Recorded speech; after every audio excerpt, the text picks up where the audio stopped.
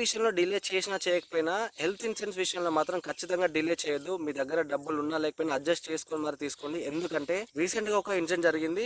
Last 1 year నుంచి ఒక person అయితే హెల్త్ ఇన్సూరెన్స్ పాలసీ తీసుకుందామని అంటూ ఉన్నాడు, కానీ తీసుకోలేదు. మొన్న రీసెంట్ గా హాస్పిటల్ అడ్మిట్ అయితే 2 నుంచి 3 లక్షలు బిల్ అనేది ఎస్టిమేషన్ ఇచ్చారు. ఒకవేళ తను పాలసీ ప్రీవియస్ గా తీసుకుని ఉంటే ఈ 2 నుంచి 3 లక్షలు కంపెనీ బేర్ చేస్తుండే, తను ₹1 కట్టకుండా. కానీ ఇప్పుడు హాస్పిటల్లో ఉన్నావు కదా, ఆ 2 లక్షలు ఖచ్చితంగా నీ దగ్గర డబ్బులు ఉన్నా లేకపోయినా నువ్వే కట్టాలి. ఒక లేదు నేను తర్వాత కడతా అంటే హాస్పిటల్ వాళ్ళు అమాంతం మెడ పట్టుకొని బయటికి గెంటేస్తారు. ఈ సిచ్యువేషన్ మనకి ఎప్పుడైనా రావచ్చు, అది మన చేతిలో లేదు. అలాంటి సిచ్యువేషన్ వచ్చినప్పుడు మనకు హెల్త్ ఇన్సూరెన్స్ పాలసీ ఉంటే మనం డబ్బులు కట్టాల్సిన అవసరం ఉండదు.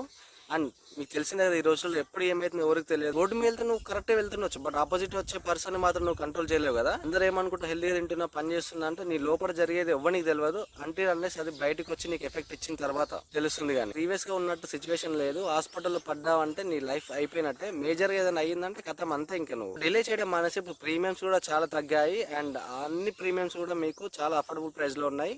ఒకవేళ మీకు పాలసీ కావాలంటే నాకు ఈ కింద కనిపించే నెంబర్ నాకు కాంటాక్ట్ అవ్వచ్చు.